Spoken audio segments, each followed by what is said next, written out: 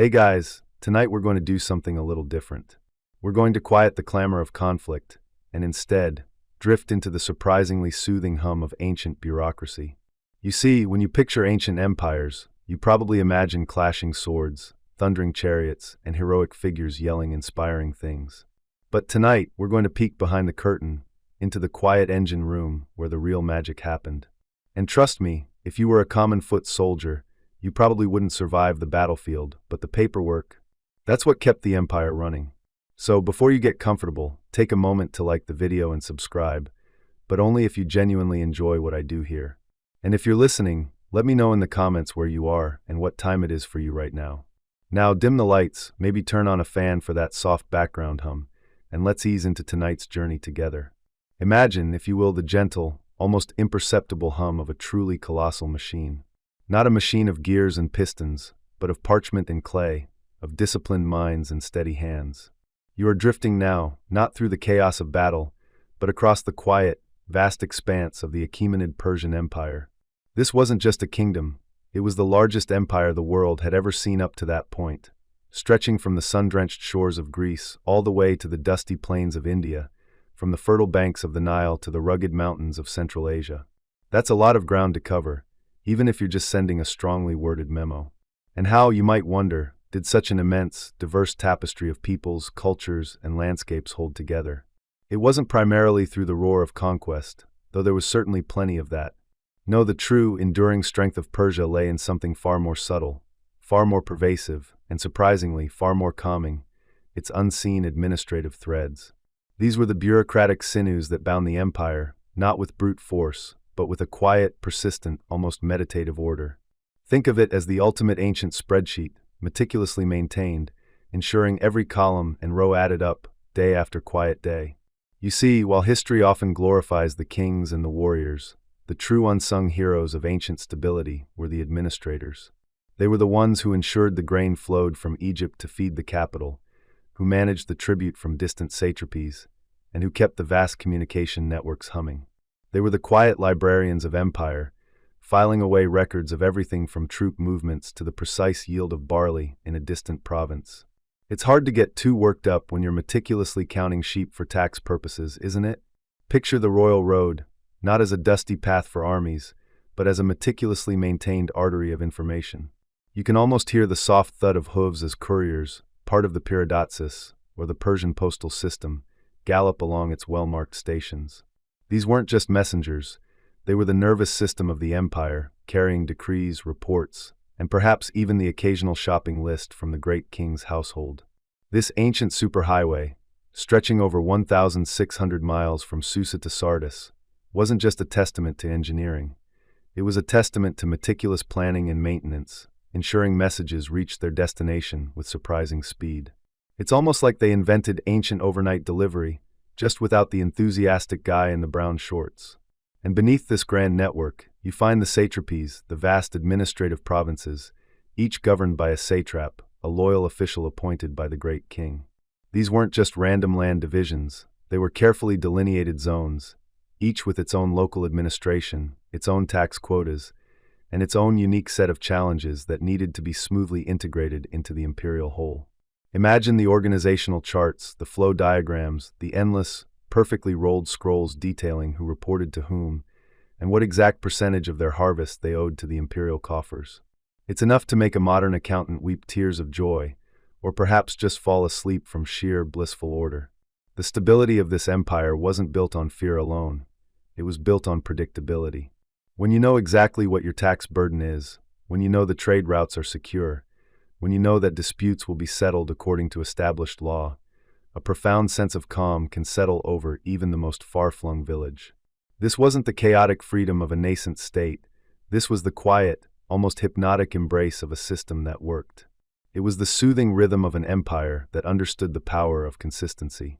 Historians still argue whether the centralized control from Susa was truly as absolute as ancient texts suggest, or if local satraps held more de facto autonomy than we often assume, making their own quiet decisions that rippled through the empire. But regardless of the exact balance, the intention was clear: a unified, predictable system. And to ensure this predictability, the empire employed countless scribes. These diligent souls, often working in quiet, sun-dappled courtyards, would meticulously scratch cuneiform onto clay tablets or brush ink onto papyrus, recording everything from royal decrees to grain inventories. You can almost hear the gentle clink of stylus on clay, the soft rustle of documents being sorted. It's the sound of information flowing, of knowledge being preserved, of order being maintained. It's far more relaxing than, say, the sound of a charging cavalry. And it wasn't just about taxes and roads. The Persians had a system of imperial inspectors, often referred to as the king's eyes and ears. These were highly trusted officials who would travel throughout the empire, ostensibly to ensure that the satraps were governing justly and effectively, and not, running their own little empires on the side. This early form of quality control, while certainly intimidating for the satraps, provided a constant, quiet pressure for adherence to imperial standards. It was like a surprise audit, but with more chariots and less coffee. This constant, quiet oversight was another thread in the vast, reassuring tapestry of imperial control. The very air of the Persian court, particularly in its administrative centers like Susa or Persepolis, would have hummed with a low, methodical energy. Not the frantic energy of innovation, but the steady, reassuring pulse of an established routine. Imagine endless scrolls being unrolled and re-rolled, clay tablets being stacked with satisfying thuds, and the quiet murmuring of officials discussing logistics and quotas. This wasn't the stuff of epic poems, perhaps, but it was the stuff of enduring power. It was the quiet, consistent grind that allowed grand armies to be raised, fed, and supplied, and immense monuments to be built. It was the ultimate testament to the idea that sometimes the most profound strength comes not from a sudden burst of power, but from the relentless, quiet efficiency of a well-oiled system. And it is into this quiet, bureaucratic hum that we now gently drift. As the gentle hum of Persia's vast, unseen administrative machinery settles around you, a more distinct, yet still soft, whisper begins to emerge from the annals of time. It's the whisper of legend, the kind that promises stability and an almost supernatural endurance. You are now drifting towards the heart of the empire's military mystique, the fabled 10,000. These weren't just soldiers, they were the Immortals, an elite force whose very name promised an unbroken, comforting presence, a steadfast anchor in a world of shifting sands and fleeting loyalties. Imagine, if you will, the sheer, quiet confidence that name instilled. The Immortals. It conjures images of ancient heroes, perhaps even gods, striding invincibly across the battlefield. But the truth, as it often is with bureaucracy, was far more grounded, and in its own way, far more reassuring. Their immortality wasn't about defying death itself, though they were certainly fearsome warriors, but about defying the absence of death. It was a commitment to an unbroken line, a numerical constant in a universe of variables. You picture them now, not as a charging horde, but as a silent, disciplined wave. Their presence was a living testament to the empire's unwavering might, a visible manifestation of stability. When you saw the Immortals, you saw Persia enduring. You saw a force that, even if one of its members fell, would immediately, almost magically, see that fallen warrior replaced. It was like the world's most efficient, ancient military subscription service, always 10,000 strong, never a man fewer, never a moment of weakness. One might even joke that their HR department had an incredibly low turnover rate, primarily because every turnover was immediately filled by a fresh, eager recruit. Oh, poor Xerxes, he just lost a man, a rival king might think. But before the thought could fully form, poof, there was a new Immortal, ready to stand shoulder to shoulder with their comrades, as if no one had ever left. It was the ultimate, always on service, long before Wi-Fi was even a twinkle in a future inventor's eye. This concept of unbroken continuity was not merely a tactical advantage, it was a psychological one. For the Persian citizens, the Immortals represented an unchanging shield, a guarantee of order. For their enemies, it was a profound, deeply unsettling thought. How do you defeat a force that, no matter how many you strike down, never diminishes? It's like trying to empty the ocean with a teacup, utterly futile, profoundly demoralizing. This psychological warfare was perhaps as potent as their spears and arrows. You could chip away at them, but the core, the 10,000, remained intact, a living, breathing, unyielding phalanx. You might imagine a Persian farmer, tending his fields, catching a glimpse of a detachment of Immortals marching by. Perhaps the quiet thump-thump of their disciplined steps, the soft rustle of their scale armor, the almost imperceptible glint of sunlight on a spear tip. There's no panic, no fear, just a quiet sense of security. These were the empire's bedrock, the silent guardians who ensured the vast network of roads, granaries, and administrative centers could function without interruption. They were the constant, the reassuring heartbeat of the Achaemenid Empire.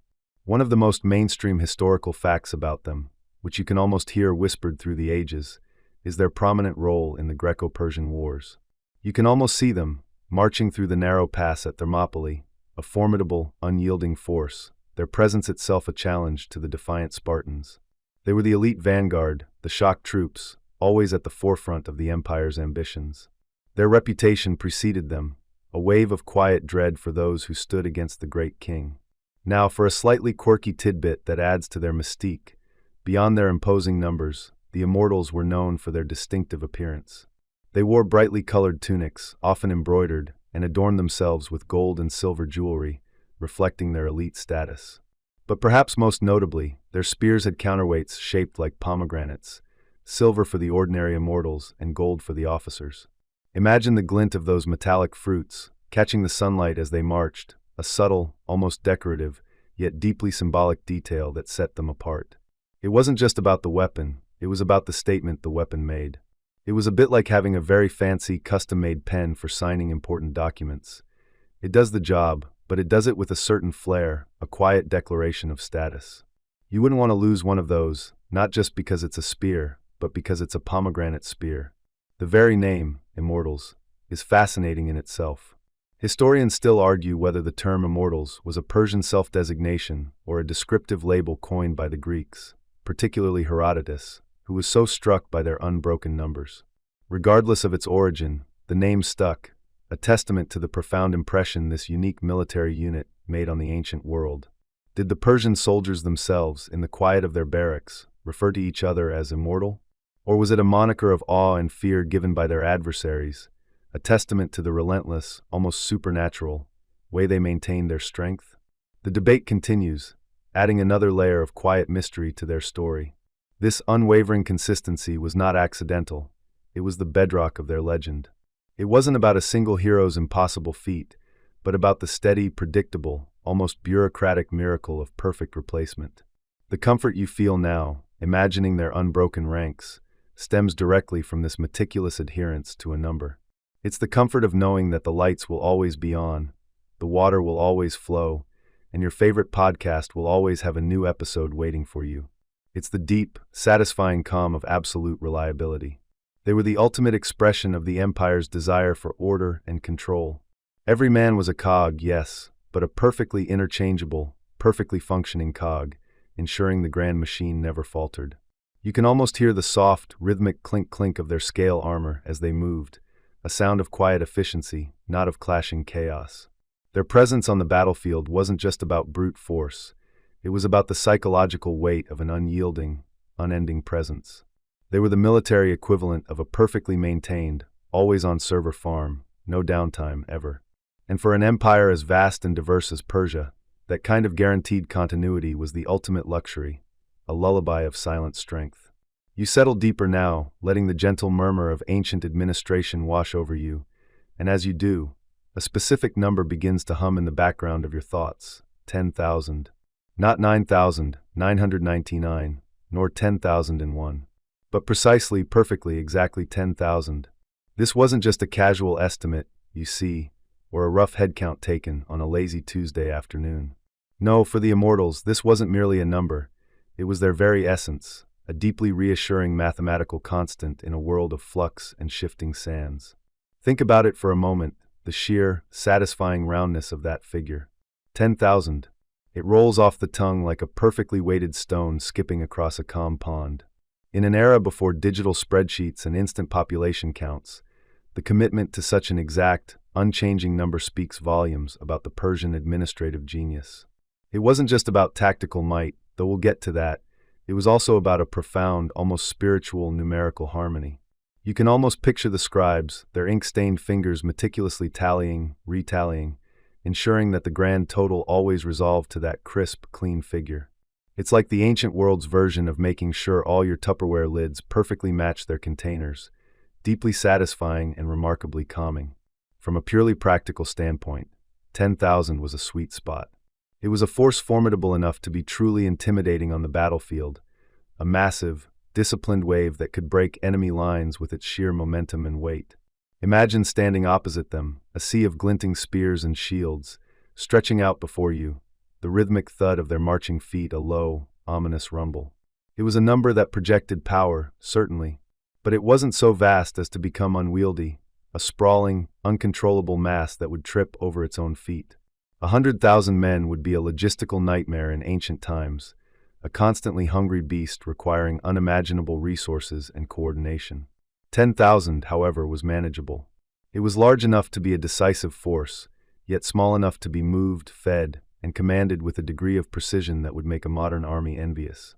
It fit neatly into the decimal system that underpinned much of the Achaemenid Persian military structure, allowing for easy division into regiments of 1,000 or companies of 100.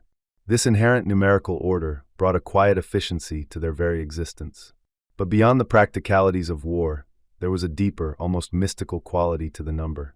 In many ancient cultures, round numbers, particularly those based on powers of 10, held a special significance, often symbolizing completeness, perfection, or divine order. For the Persians, who valued order and cosmic harmony, maintaining a unit of exactly 10,000 might have resonated with a deeper, philosophical understanding of balance. It wasn't just a count of soldiers, it was a manifestation of imperial control, a testament to the empire's ability to impose perfect order on its grandest military formation. It was a number that whispered of stability, of an unshakable foundation, a comforting thought for a vast empire that spanned continents. This commitment to the exact number of 10,000 is, in fact, one of the most widely known and accepted mainstream historical facts about the Immortals, largely thanks to the Greek historian Herodotus. He was the one who famously described them as the Athenatoi or Immortals, because when one of them died or fell ill, another was immediately brought in to fill their place, ensuring the number never dipped below that sacred 10,000. You can almost hear the whispered directive from the imperial palace. Keep the count at 10,000, no matter what. No excuses. We're not running a short-staffed tea house here. This is the elite guard of the great king. This wasn't just a military policy. It was a cornerstone of their identity, the very definition of their immortality. The idea that the unit itself was immortal, rather than the individuals within it, is deeply soothing, isn't it? It suggests a continuity, a flow that transcends individual lives. Imagine the quiet confidence this instilled in the ranks, knowing that your unit would never diminish, never be depleted. It was an unbreakable chain, a constant presence. And for the Empire, it meant a perpetually ready, perfectly sized elite force, always at optimal strength. This wasn't about aggressive expansion as much as it was about unwavering, predictable presence. Then comes the physical conditioning, a meticulous regimen designed to build not just strength, but endurance and resilience. You spend hours in wrestling pits, grappling with your peers, learning leverage and balance. You perform calisthenics that would make a modern fitness guru weep, not for their intensity, but for their sheer, mind-numbing repetition.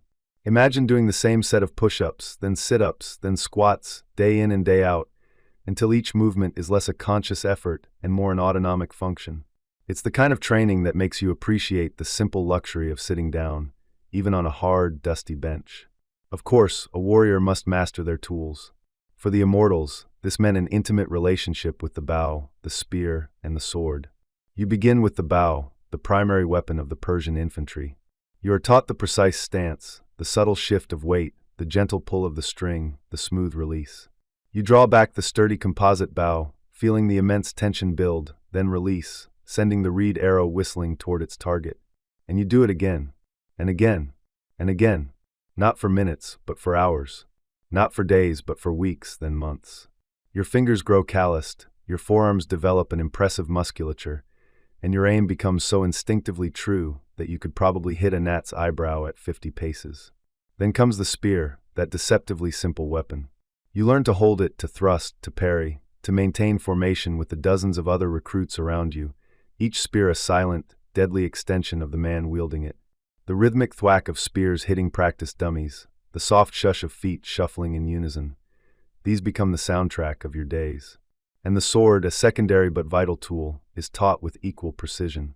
You learn the cuts, the blocks, the quick, decisive movements that could mean the difference between life and, well, the alternative. It's less about flashy duels and more about efficient, brutal practicality. But the training isn't just about making your body a weapon. It's about forging your mind into an unshakable fortress of discipline. You learn patience. Oh, do you learn patience? You might spend an hour or two, or even 3, standing perfectly still in formation, under the blazing sun, or in the biting cold. No fidgeting, no shifting, no complaints. Just stillness. This isn't just for parades. It's to build the mental fortitude required to hold a line in battle, to await orders without flinching, to endure discomfort without breaking. This quiet endurance is, arguably, as crucial as any physical feat. Historians still argue whether the Paideia education system, described by Xenophon, truly reflected the training of elite units like the Immortals, or if it was more of an idealized philosophical concept. But one thing is clear: the outcome was a warrior of profound self-control. You also learn obedience. Not a blind, thoughtless obedience, but a deep, ingrained understanding of hierarchy and the critical importance of following commands instantly and without question. This is reinforced through drills where complex maneuvers are broken down into simple, sequential steps, each requiring precise execution from every individual. Miss a step, and the entire formation falters. It's a living, breathing puzzle, and you are one vital, interlocking piece. The consequence of failure isn't just a stern look, it's the potential collapse of the whole. So you learn to pay attention, to anticipate, to react.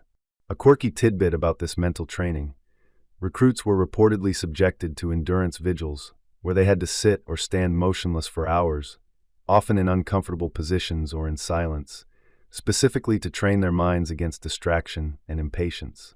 It sounds less like warrior training and more like a very intense, very ancient meditation retreat with no snacks. Throughout this extensive period, your life is meticulously structured. Every hour accounted for, every meal provided, every interaction observed. You live in communal barracks, fostering a powerful sense of camaraderie, but also ensuring constant oversight. There's no room for individual eccentricities to disrupt the collective harmony. You are learning to be part of something far larger than yourself, to sublimate personal desires for the good of the unit, the core, the empire. It's a gentle, persistent pressure, like a river slowly carving a canyon, shaping you bit by bit, day by day, until the raw recruit has been transformed into a seamless component of the legendary 10,000. You might even find yourself missing the dust and the early mornings when it's all over, though perhaps only after a very long, well-deserved nap. You trudge, not with the weary gait of a forced march, but with the measured, almost meditative steps of someone settling into a deeply ingrained routine. The pre-dawn chill still clings to the air, but the training ground is already alive with a quiet, rhythmic hum. This is where the true alchemy happens, where the raw potential you possess is refined, not through fire, but through the endless, soothing grind of repetition. This is the mastery of skill's quiet perfection. Imagine, if you will, the gentle clatter of 1,000 wicker shields, the soft swish of linen tunics, the almost imperceptible thump of feet hitting packed earth in perfect unison. There's no shouting here, no barked orders that jolt you awake. Instead, the instructors move like shadows, their voices calm, almost a murmur, offering corrections that feel less like reprimands and more like whispered adjustments to a finely tuned instrument. It's like being part of a vast, ancient orchestra where every note, every movement, must be precisely synchronized, not for a grand performance, but for the quiet, deadly ballet of the battlefield. Your day, and indeed your life as an immortal in training, becomes a symphony of drills. You begin, perhaps, with the simple yet profound act of drawing your bow. Not just once, but hundreds, then thousands of times. You learn the exact placement of your fingers on the string, the smooth pull to your ear, the precise moment of release. The twang of the bowstring becomes a familiar lullaby, the whisper of the arrow a comforting sigh as it arcs through the air. You're not just shooting at a target, you're engraving the motion into your very bones, until your muscles remember it better than your conscious mind ever could. It's the ancient Persian equivalent of practicing your free throws until you could do them blindfolded, backwards, and probably while simultaneously solving a quadratic equation. Though, admittedly, the quadratic equation part wasn't a requirement for the Immortals. Then comes the spear, your Dorophoros. You learn its weight, its balance, how it feels in your grip. You thrust forward, not with brute force, but with controlled, precise energy. You parry, you feint, you recover. This isn't about individual duels, though. It's about the collective. You stand shoulder to shoulder, spear tip to spear tip, practicing the intricate dance of the shield wall. The Jaren, your wicker shield, becomes an extension of your arm, interlocking with the shields of your comrades to form an impenetrable barrier. You learn to brace, to push, to absorb impact, all while maintaining that perfect, unwavering line. The rhythmic thud of 1,000 spears hitting simulated targets, the soft scrape of shields rubbing together, these are the sounds of an almost zen-like concentration. One of the more fascinating, almost quirky, aspects of their training involved a focus on silent communication. While commands were given, a significant portion of their drills emphasized visual cues and even subtle body language. You might practice an entire sequence of maneuvers, an advance, a turn, a formation shift, without a single spoken word, relying solely on the almost imperceptible movements of your centurion, or even the slight shift in the weight of the man next to you. It fostered an almost telepathic understanding, a deep, quiet trust that transcended spoken language. It was like a very serious, very disciplined game of charades, where the stakes were, well, everything. The beauty of this repetition isn't just in the physical perfection, but in the mental calm it instills. When every movement is automatic, when your body knows precisely what to do without conscious thought, your mind is freed. It can remain calm amidst chaos, observing, analyzing, rather than being consumed by the mechanics of combat. It's the ultimate form of muscle memory, a deep programming that turns you into an almost autonomous unit. You become a living, breathing automaton, but one powered by quiet discipline rather than gears and steam. And honestly, after the 1,000th repetition of a thrust and recover drill, you probably feel a bit like a well-oiled machine. A mainstream historical fact about the Immortals is that their primary armaments were the bow, a short spear, often called a dorophoros by later historians, though the exact Persian term is debated, a short sword, Achaemenid, and their distinctive wicker shield, Jaren. Their training focused on making them proficient with all of these, but especially on their combined use within a disciplined formation. They were, in essence, a highly adaptable heavy infantry unit with significant missile capabilities. You practice marching, not just forward but backward, sideways, in circles, always maintaining perfect spacing and alignment. You learn to turn on a dime, to pivot, to wheel as if you were all part of a single, colossal organism. The dust rises in soft plumes around your feet, a silent testament to the thousands of steps taken, the countless hours spent perfecting these seemingly simple movements. Imagine trying to get 10,000 people to walk in a perfectly straight line, then turn right, then left, all without bumping into each other or breaking stride. It's harder than it sounds, especially if some of them are still half asleep. The instructors, veterans themselves, don't just watch, they participate, moving among the ranks, their presence a quiet, constant pressure. They might correct the angle of your shield by a hair, adjust the grip on your spear by a finger's width, or simply stand silently until you, through sheer repetition, intuit the correct posture. Their patience is legendary, a calm mirror reflecting the unwavering standards expected of you. It's a bit like having a perpetually calm yoga instructor, except instead of breathe into the stretch, it's adjust your weight, just so, or you might find yourself perforated by a Greek spear. Historians still argue whether the extreme emphasis on uniformity stifled individual initiative in the Immortals, or if it was precisely this collective cohesion that made them so formidable. Was there room for individual heroism, or was their strength solely in their perfect, unyielding mass? As you practice, you feel the tension between these two poles. Your individual skill is honed to a razor's edge, yet it is always in service of the whole. Your personal excellence is simply a component of the unit's unwavering, predictable excellence. Even the physical conditioning is woven into this tapestry of repetition. You carry your full kit on long, measured marches, not for speed, but for endurance and the quiet discipline of bearing weight over distance. You perform calisthenics, not in a frenzied burst, but in slow, controlled movements, building strength and stamina that will allow you to maintain formation and execute drills for hours on end without faltering. Every bead of sweat, every ache in your muscles, is a quiet affirmation of the dedication to this monotonous, yet profoundly effective process. By the end of the training cycle, which could span years, you are no longer just a man. You are an immortal. Your movements are economical, precise, almost instinctual. You have mastered not just your weapons, but yourself. You have learned to find calm in the boring, strength in the monotonous, and perfection in the endless repetition. You are a testament to the quiet power of doing the same thing perfectly thousands upon thousands of times. You could probably do these drills in your sleep now, which, in a way, is precisely the point. Your body knows, even if your mind drifts into the soothing embrace of slumber. Now, as your mind drifts deeper into the quiet hum of ancient administration, you begin to perceive the truly vast, almost invisible mechanism that kept the Immortals, well, immortal.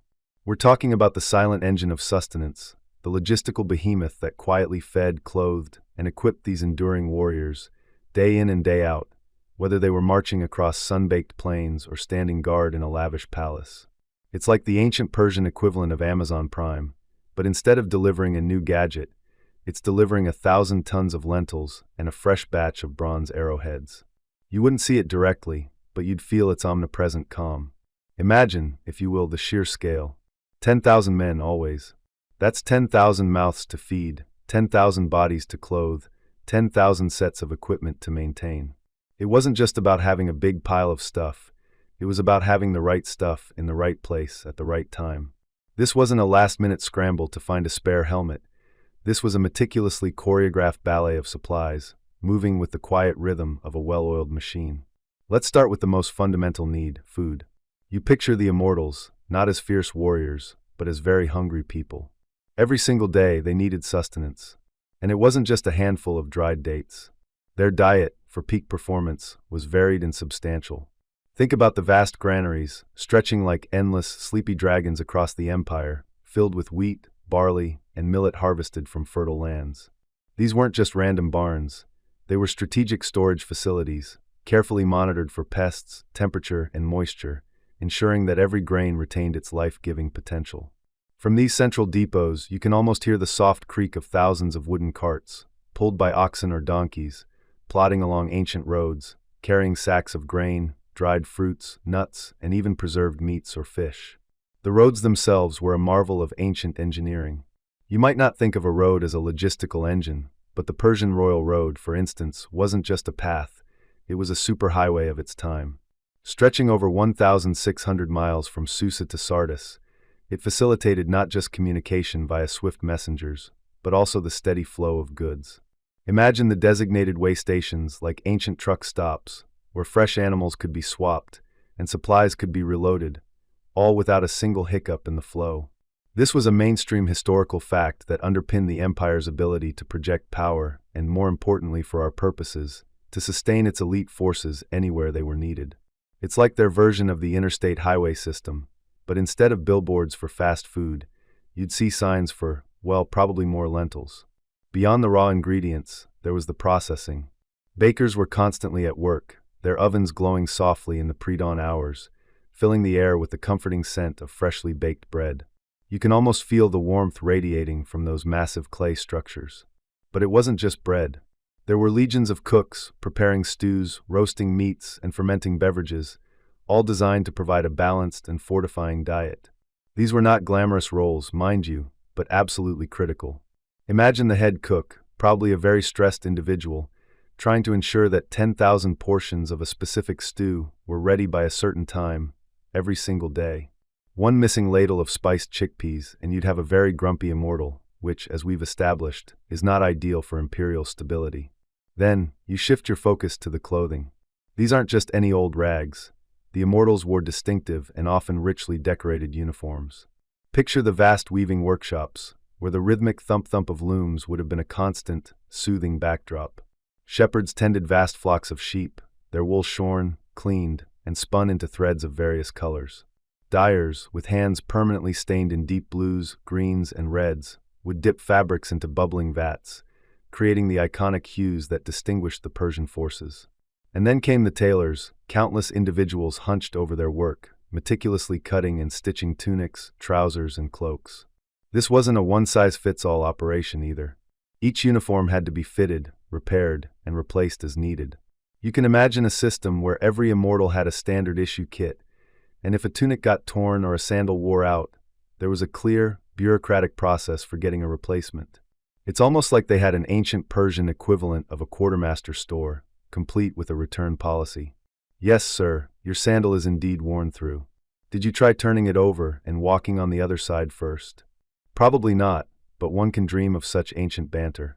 This constant cycle of production and maintenance ensured that the Immortals always looked the part, projecting an image of unwavering unity and readiness, even down to the last perfectly mended seam. Now let's turn to the equipment.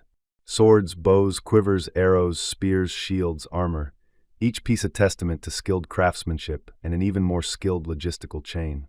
Blacksmiths, their muscles rippling, would labor tirelessly at roaring forges, shaping glowing iron into formidable blades and sturdy spear points. You can almost hear the clang of hammer on anvil, a sound that, in this context, isn't violent, but rather a comforting rhythm of production. Armorers would meticulously craft scale or lamellar armor, each piece interlocking, designed for both protection and flexibility. Fletchers would painstakingly fashion arrows, each feather perfectly aligned, each shaft perfectly balanced for a true flight. And it wasn't just about making new items. Maintenance was key.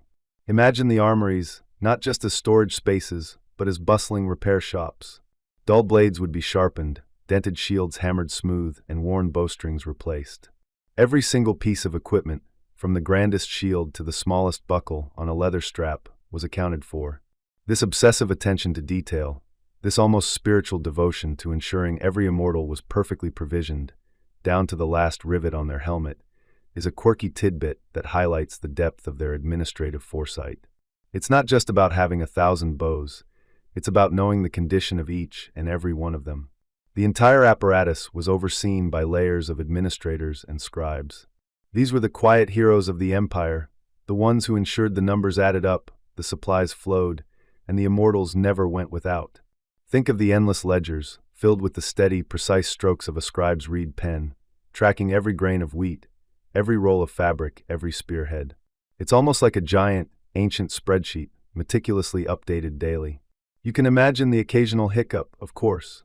Ah, yes, it seems we're short 300 dried fish this week. Did anyone check under the camel's saddle? But these were exceptions, smoothed over by the relentless efficiency of the system.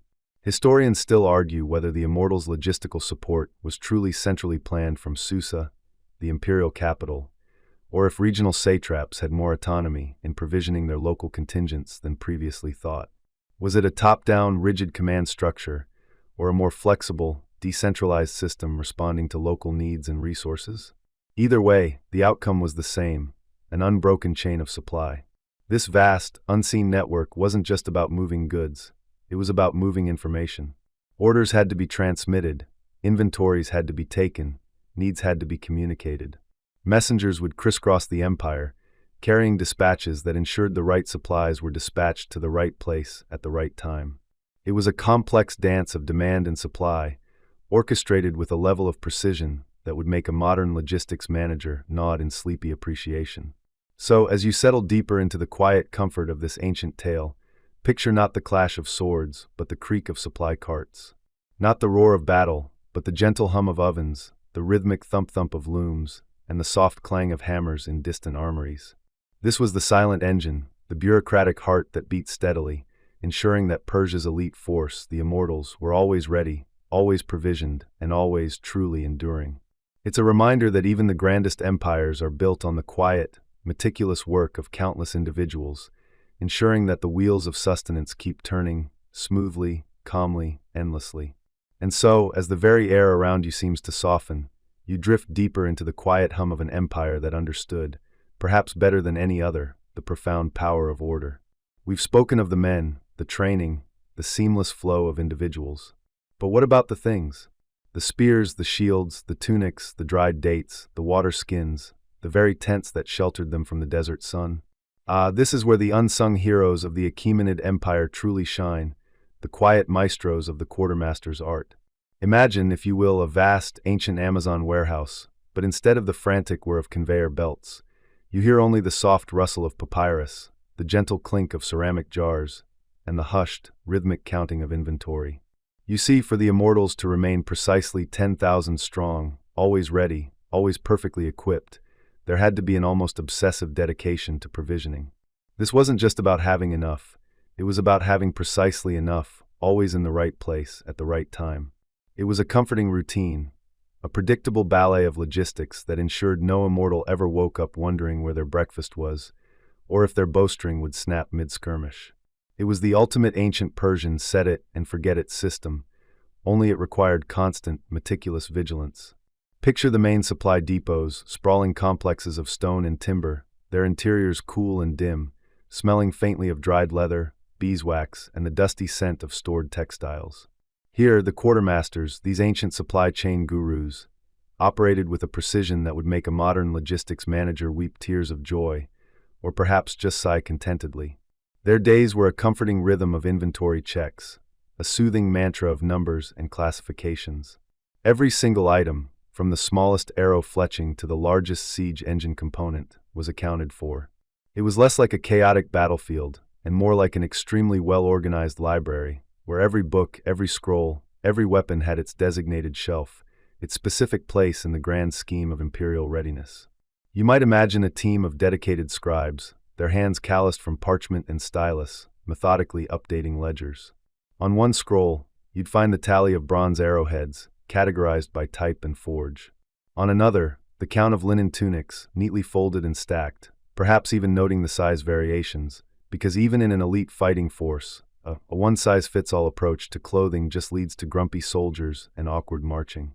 You can almost hear the soft scratching of their pens, a gentle lullaby of administrative diligence. Another 100 spears received from Susa, a scribe might murmur, dipping their stylus. Cross-reference with outstanding order from Sardis, yes, that balances. It was a world where discrepancies were a personal affront, and a perfectly balanced ledger was a work of art. The routines were built on a foundation of predictability. Weekly inventories of perishable goods, like dried fruits, grains, and salted meats, ensuring nothing spoiled and that fresh supplies were always en route. Monthly counts for more durable items, weapons, armor, tools, to track wear and tear, and to anticipate replacement needs. And then the grand annual audit, a truly epic undertaking that involved literally counting every single item in every single depot. Imagine the sheer patience required to count 10,000 identical shields, or to verify the contents of thousands of sealed amphorae. It was the ancient world's equivalent of a full stocktake at a department store, only with higher stakes and significantly more sharp objects. This meticulousness extended to distribution as well. When a unit of Immortals needed resupply, it wasn't a free-for-all. Oh no! Orders were placed through a precise chain of command, detailing every single item required. The quartermaster would then meticulously prepare the requested goods. You can almost hear the soft thud of bundles being lowered, the gentle clink of metal against wood as crates were filled. Each item would be checked off a list, often in duplicate, sometimes even in triplicate, just to be absolutely sure. It was the ancient Persian version of double-checking your packing list before a big trip. Only if you forgot your toothbrush, it might mean the difference between victory and a very uncomfortable battle.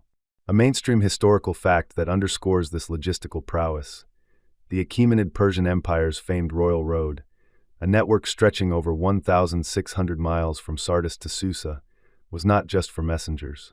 It was a vital artery for the movement of goods, allowing for the relatively swift and secure transport of supplies across vast distances. Imagine the caravans, laden with provisions, moving steadily along these well-maintained routes, a testament to the quiet, enduring power of infrastructure.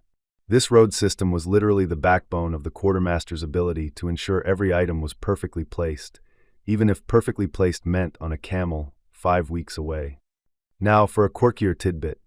Historians still debate whether the Persian quartermasters utilized a truly centralized database system, perhaps through a network of connected clay tablets or papyrus rolls, or relied more on localized, interconnected records that were periodically summarized and sent up the chain.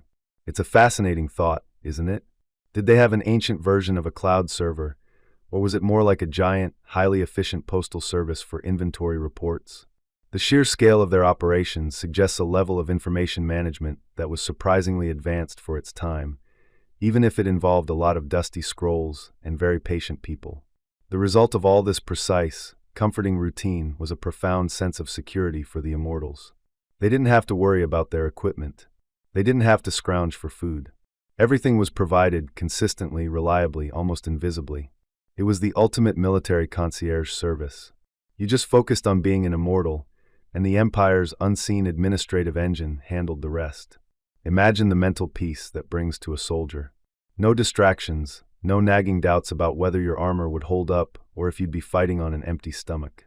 It's like knowing your car will always have gas, your phone will always be charged, and your Netflix will never buffer. A truly Zen military experience, if you think about it. And let's not forget the return policies, which probably weren't quite as lenient as today's. If an immortal lost a piece of equipment, it wasn't just shrugged off. There were likely precise protocols for reporting losses, damage, or even the natural wear and tear of campaigning. You couldn't just misplace your bronze-tipped spear and expect a new one to magically appear. There was accountability, a gentle but firm expectation that every item, once issued, was your responsibility until it was returned, replaced, or officially accounted for as irrevocably lost in the line of duty. It's like when your parents made you pay for that video game you broke. Ancient Persia had its own version of you break it, you buy it, probably with less allowance and more stern looks. The sheer volume of items managed was staggering. Think about it, 10,000 men, each with armor, weapons, clothing changes, personal effects, and then all the communal gear, tents, cooking utensils, tools, medical supplies, siege equipment. And all of it had to be fresh, functional, and fit for purpose. This wasn't just about counting arrows. It was about ensuring the quality of those arrows, that the fletching was true, the shaft straight, the tip sharp. Inspections were as much a part of the quartermaster's routine as counting, a quiet, reassuring confirmation that standards were being upheld. So, as you settle deeper into the quiet hum of this ancient empire, let the image of the quartermaster's art wash over you. The precise, comforting routines of inventory and distribution. The unseen hands meticulously checking, counting, storing, and issuing. Every item perfectly placed, every need anticipated, every logistical thread woven into an unbreakable tapestry of readiness. It's a testament to the profound peace that can be found in absolute order, even in the most complex and demanding of circumstances. You drift now, not through the bustling marketplaces or the quiet training grounds, but into the hushed, almost sacred spaces where the true magic of the Immortals' constancy was spun, the scriptoria. Imagine, if you will, a chamber, perhaps in the heart of Susa or Persepolis, its air thick with the faint, comforting scent of dried papyrus, a hint of beeswax, and the subtle, earthy aroma of ink. It's a place where the sunlight, when it enters, does so in measured dust-mote dancing shafts, illuminating not grand frescoes or gleaming armaments, but rows upon rows of clay tablets, stacks of parchment, and the bent backs of men whose weapons were not swords, but styluses and reed pens. This is where the quiet, persistent hum of the empire's administrative engine truly resonated.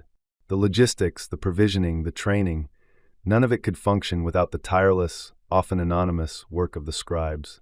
You hear it now, a soft, rhythmic scratching, like 1,000 tiny insects working diligently, each stroke a testament to order. Sir. That's the sound of a reed pen gliding across a sheet of carefully prepared papyrus, or the firmer, more deliberate scrape of a stylus incising cuneiform into damp clay. It's the sound of data being born, of information being meticulously, painstakingly recorded. Consider the sheer volume of information. This wasn't just a simple ledger, you understand. This was the ancient world's most sophisticated, comprehensive database, all analog, all handwritten. Every immortal, every piece of equipment, every ration, every movement, every single detail was captured. You might imagine a modern IT department, bristling with servers and blinking lights, but here, the processing power was human brain power, and the storage was vast libraries of meticulously organized scrolls and tablets. It's enough to make you sigh with the sheer, beautiful burden of it all. You can almost hear the soft exhalation of a scribe, perhaps having just finished a particularly long column of figures, a testament to his unwavering dedication. These scribes were the quiet guardians of the unbroken chain. They were the ones who knew, at any given moment, precisely how many immortals were fit for duty, how many were convalescing, how many had retired, and yes, how many had made the ultimate, permanent transition from the mortal realm. And crucially, they knew exactly who was next in line to fill those hallowed ranks. Their records were the living memory of the Corps. Think about the individual personnel files. Not just a name, oh no. You'd find the Immortal's father's name, their birthplace down to the specific village, the exact date of their enlistment, to the very day, mind you. You'd see records of their promotions, any special skills they possessed. Perhaps they were particularly adept with the bow, or a master of desert tracking. There would be physical descriptions, so precise you could almost picture them. Height, tall, with a strong build. Scar above left eye, acquired during training exercise. Date. Even details about their family dependents might be noted, crucial for determining their proper ration allocation or if they qualified for certain benefits. It was a kind of ancient HR department, but with far more calligraphy and significantly fewer passive-aggressive emails. Then there were the equipment logs. Imagine the quartermaster, having just issued a new bow. That bow's journey, its type, its serial mark, if they had such a thing, or a unique identifier, the date of issuance, and the immortal to whom it was assigned, would all be dutifully recorded. Arrows, quivers, spears, shields, the distinctive tunics, the sturdy boots, even the small, personal effects issued to each man, all of it tracked. There would be records of maintenance schedules, repairs, and when an item was deemed unserviceable and replaced. It was an inventory system that would make even the most fastidious modern warehouse manager shed a tear of pure, unadulterated joy. "Oh, the order of it all," you might hear them whisper, perhaps a little too excitedly for a sleep-time history. And the logistics. The scribes kept meticulous records of every grain of wheat, every amphora of wine, every measure of dried meat distributed to the Immortals. They tracked water consumption, fodder for the pack animals that supported the regiments, even the precise number of clay pots used for cooking. This level of detail, this constant flow of information, allowed the Empire to project its needs far into the future, ensuring that the Immortals were always provisioned, always ready, without a single hiccup in supply that might disrupt their perfect number. This extensive and sophisticated bureaucracy, including its highly developed system of record-keeping using cuneiform on clay tablets and later Aramaic on parchment and papyrus, is a mainstream historical fact that highlights the administrative prowess of the Achaemenid Persian Empire. They weren't just conquerors, they were master organizers. The financial records were equally detailed. Payrolls, expenditures on new supplies, special bonuses for exceptional service, all tabulated. You can almost hear the soft rustle of a scroll as a scribe rolls it out, examining columns of figures representing the flow of imperial wealth into the maintenance of this elite force. It sounds like the gentle turning of pages in a very old, very important book, doesn't it? One quirky tidbit about their record-keeping comes from the famous Persepolis treasury tablets. These aren't specifically about the Immortals, but they illustrate the level of detail the Persian bureaucracy went to. They record the payment of workers, often in grain, specifying not just the quantity, but also the type of grain, the individual's name, their profession, and even their family members who might also be receiving rations. It's a testament to an administrative machine that tracked every single resource, every single person, with an almost obsessive dedication to granular data. Imagine having to record every single bag of flour distributed in your household for an entire year. Now imagine doing it for an empire. It's enough to make you want to take a very long nap just thinking about it. The movement records were another crucial aspect. Where were the Immortals stationed? When did they move? What was their destination? How many men were in each detachment? These reports allowed the Central Command to have a real-time, for the ancient world, anyway, understanding of their elite forces' deployment and strength. No Immortal was ever truly off the grid, because the grid was meticulously drawn and maintained by these quiet, diligent hands. Historians still debate the exact literacy rates within the Persian Empire, and how much of this administrative burden was handled by professional scribes versus military officers themselves. Was every captain expected to be a master calligrapher, or did dedicated scribes accompany every unit? The truth likely lies somewhere in between, but the reliance on written records was undeniable. The scribes themselves were often highly educated individuals, part of a respected, though perhaps understated, profession. Their training would have been rigorous, not just in writing, but in mathematics, administration, and the specific protocols of imperial record-keeping. They were the unsung heroes of bureaucratic continuity, their work ensuring that even as individuals came and went, the idea of the 10,000 and their actual numbers remained perfectly constant. They were the human equivalent of a perpetually updating spreadsheet, only instead of a digital hum, you had the quiet, gentle hum of their focused concentration, the occasional dip of a reed pen into an inkwell, and the soft rustle of parchment. If you ever wondered what the sound of unwavering data felt like, this is it. It's the sound of certainty, of knowing that everything is accounted for. And in a world of constant flux, that certainty is profoundly soothing. You've envisioned the quiet hum of scribes and the steady flow of provisions, but now, let your mind drift to the very currents that guided these 10,000 immortal beings. Imagine not a rigid, clanking chain of command, but something far more fluid, more akin to a perfectly choreographed river, where every drop knows its destination, and the flow is utterly, serenely predictable. This is the command structure of the Immortals, a system so finely tuned it almost hums with quiet efficiency, like a perfectly balanced, antique grandfather clock. No sudden jerks, no frantic adjustments, just the steady, inexorable tick-tock of authority. You see, in the vast, sprawling tapestry of the Achaemenid Empire, the King of Kings sat at the very apex, not as a micromanaging tyrant, but as the ultimate, distant orchestrator. His will, once declared, would ripple outwards, much like a pebble dropped into a vast, calm pond. But for the Immortals, that ripple didn't just crash against the shore. It was meticulously channeled, guided by a system designed for unwavering consistency. Think of it as the world's first truly efficient corporate ladder, if that corporation happened to deal in spears and shields rather than quarterly reports. Though I suppose they had their own version of quarterly reports, just etched onto clay tablets rather than presented in a PowerPoint. The Supreme Commander of the Immortals, often referred to by scholars as the Hazarapat or similar high-ranking title, was the immediate recipient of the king's strategic vision. This wasn't a general who rode in on a white horse, shouting inspirational or terrifying speeches. Oh no, that would be far too much excitement for our sleep-inducing narrative. Instead, picture a person whose very presence exuded calm competence, a quiet conductor leading an orchestra of 10,000. Their role was to translate grand imperial ambitions into actionable, predictable orders, filtering them down through layers of seasoned officers. It was less about charismatic leadership and more about impeccable administrative foresight. You wouldn't find them sketching battle plans in the sand with a stick. They were more likely reviewing logistical manifests and ensuring every detachment had its proper marching orders, quietly confirmed and reconfirmed. Below the Supreme Commander, the Immortals were meticulously organized into units of 1,000, then 100, and finally into squads of 10. Each level had its own designated officer, a man who understood his role with the kind of zen-like clarity that would make modern project managers weep with envy. These weren't individuals who needed constant supervision.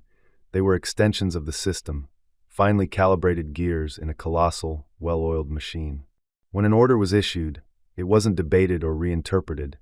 It simply flowed, smoothly and predictably, from one rank to the next, like water finding its path of least resistance down a gentle slope. Consider the captain of 10, or Dathapati. This was the man who knew his 9 charges intimately, not just their fighting prowess, but their habits, their strengths, their quiet quirks. He was less a drill sergeant and more a very efficient, very armed, very sleepy HR manager. His role was to ensure that the order, once received from his captain of 100, was carried out with precise, unwavering dedication by his squad.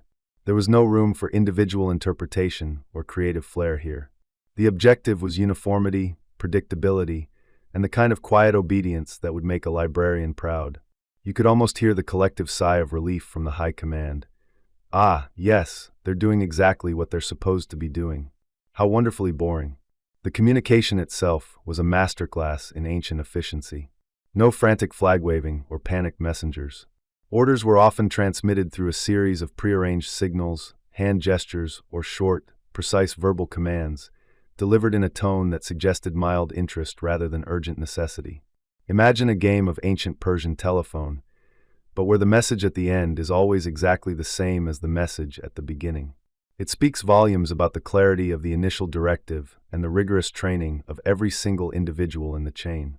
You could almost feel the collective deep breath taken by the entire corps as an order settled upon them, a quiet, almost imperceptible shift in alignment, like a flock of birds turning in unison, without a single wasted movement.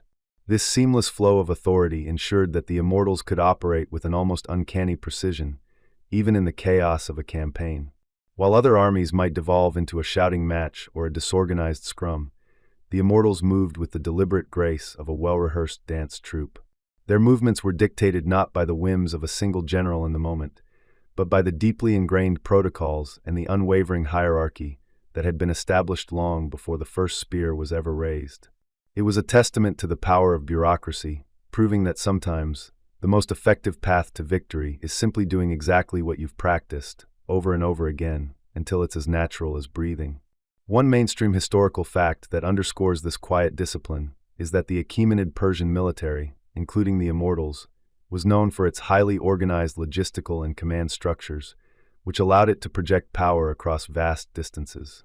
This wasn't an army that just showed up. It was an army that was delivered, precisely and predictably, by an empire that understood the power of administration.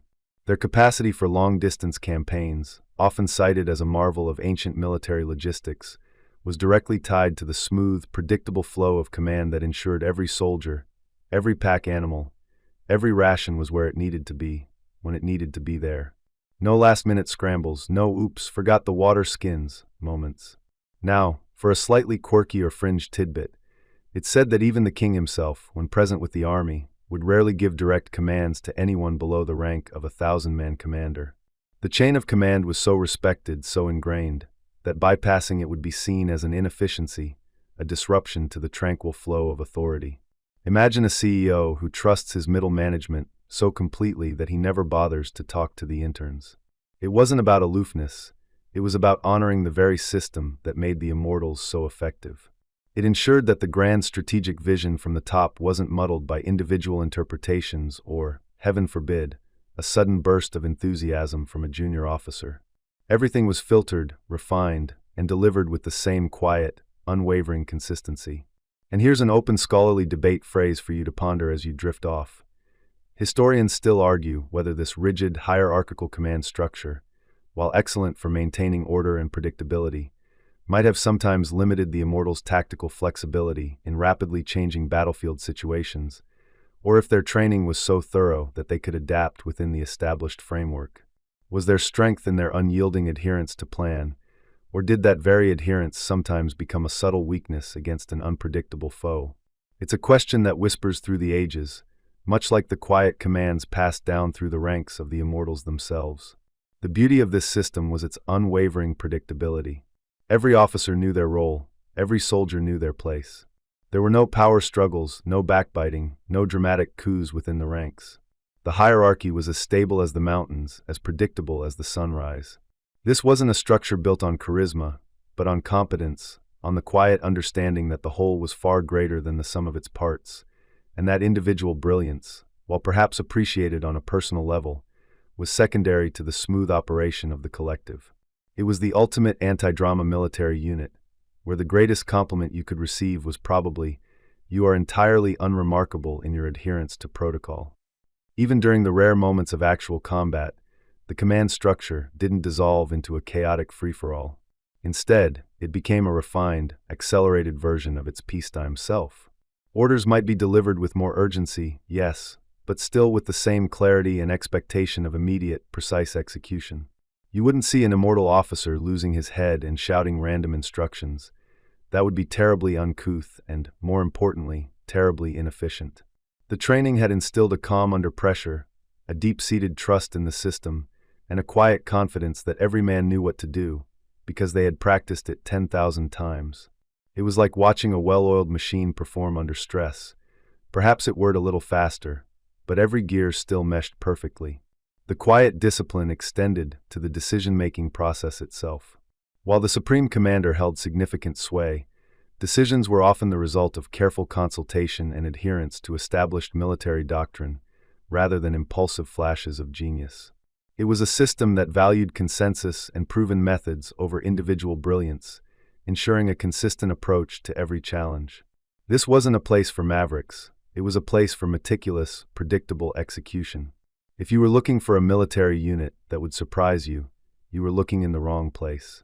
The Immortals specialized in the utterly unsurprising, the perfectly executed, the quietly devastating.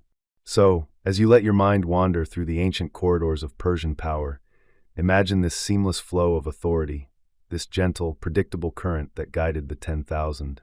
It wasn't a system built on fear, but on an almost hypnotic adherence to order, a trust in the process, and a deep understanding that consistency was the ultimate weapon. You could almost hear the soft rustle of parchment as orders were confirmed, the quiet murmur of officers relaying instructions, and the synchronized thump-thump-thump of 10,000 pairs of feet moving as one, all guided by an unseen, unwavering hand. It's a comforting thought, isn't it? That even the grandest military endeavors can be reduced to a symphony of quiet, bureaucratic efficiency. You drift now gently from the quiet hum of records and the smooth flow of command to the very heart of what made the Immortals truly, well, immortal. It wasn't magic, you see, nor some ancient elixir of eternal youth. Oh no, that would be far too messy, far too unpredictable for the Persian administrative mind. Instead, it was something far more elegant, far more bureaucratic, and utterly beautifully precise, the unbroken chain of replacement. Imagine, if you will, a single link in a magnificent, glittering chain. Now imagine that link, for whatever reason, snaps. Perhaps due to the wear and tear of a long campaign, or maybe a particularly aggressive paper cut from a scroll detailing troop movements. Whatever the cause, a vacancy appears. And in the world of the Persian Immortals, a vacancy was not merely an empty space. It was an existential threat to the very concept of their perfection. 10,000. Not 9,999, and certainly not 10,001. Exactly 10,000. This wasn't just a number, it was a sacred, almost mystical constant. It was the bedrock of their legend, the whispered promise of their unwavering presence. So when a spot opened, the system didn't just react, it responded. It was less like a frantic scramble, and more like the slow, deliberate opening of a perfectly oiled lock. The first step, naturally, was the detection of the vacancy. This wasn't left to chance, or to the casual observation of a passing general. Oh heavens no. This was a matter of meticulous reporting, a cascade of quiet notifications rippling through the command structure. A unit commander, upon discovering a fallen comrade or one rendered unfit for duty, perhaps they developed an unfortunate allergy to dust, or worse, to discipline, would immediately dispatch a runner. Not a shouting, frantic runner, mind you, but a swift, silent one, carrying a small, precisely folded parchment. This parchment would find its way to the regimental scribes, the same meticulous souls who tracked every quiver of an arrow and every grain of barley. Their quills, those humble instruments of empire, would scratch out the necessary update. One less, one needing replacement. The ink would dry, the scroll would be rolled, and the information would ascend the bureaucratic ladder. It was a hushed, almost reverential process, acknowledging the departure while simultaneously initiating the mechanism for continuity. You could almost hear the faint, rhythmic scratching of quills, a low, soothing hum in the background of imperial efficiency. Now, you might wonder, where did these replacements come from? Did they just magically appear, like a particularly well-timed respawn in your favorite video game? Not quite. Remember those meticulous selection processes we talked about? The long, patient training? Well, those weren't just about filling the initial ranks. They were about creating a continuous, deep pool of ready-made immortals in waiting. These were the shadow immortals, the reserves who had undergone the exact same rigorous training, absorbed the same discipline, and were just as capable, just as dedicated as their active counterparts. They were like a perfectly aged vintage, waiting for the precise moment to be uncorked and enjoyed, or, in this case, deployed. These reserves were not idly lounging about, polishing their armor and contemplating the meaning of existence. Oh no, they were constantly drilling, constantly training, maintaining peak physical and mental readiness. They were part of the logistical network, often assisting with supply movements, maintaining equipment, or even acting as auxiliary guards for critical imperial assets. They were essentially the bullpen of the Persian Empire, always warmed up, always ready to step onto the mound. And when that scroll detailing a vacancy arrived at the central command, it triggered an immediate, almost automatic, chain reaction. The protocol for replacement was astonishingly swift, considering the scale of the empire. Within hours, sometimes even minutes, of a vacancy being officially registered, the order for a replacement would be dispatched. Imagine the scene: a young, eager recruit, perhaps still dreaming of the day they'd earn their place, suddenly receiving the quiet summons. There's no grand ceremony, no fanfare. Just a calm, almost understated notification that their time has come. You can almost feel the nervous flutter in their chest, the sudden surge of adrenaline mixed with years of patient anticipation. This seamless transition was the very essence of their immortality. A mainstream historical fact about the Immortals, often noted by Greek historians like Herodotus, is that the unit's strength was always exactly 10,000. When one man was killed or incapacitated, another immediately stepped in, ensuring the number never dipped. This wasn't just a military strategy, it was a psychological one too. For an enemy facing the Immortals, it must have been utterly demoralizing to see their ranks seemingly unbroken, no matter how many fell. It was like trying to empty the ocean with a teacup, utterly futile. The quirky tidbit here is that the replacement was often so quick, so immediate, that tales emerged of the Immortals literally being replaced on the battlefield. While this might be a slight exaggeration for dramatic effect, it speaks to the incredible efficiency of the system. Imagine a soldier falling, and before their dust has even settled, another, identically equipped and trained, steps into their precise spot, shield raised, spear ready. It's less a battlefield, and more a perfectly choreographed dance of perpetual presence. You almost feel bad for the poor soul who just got replaced. They barely had time to finish their last thought before someone else was literally standing in their shoes. "Oh, was that my spot? Sorry, mate, taken."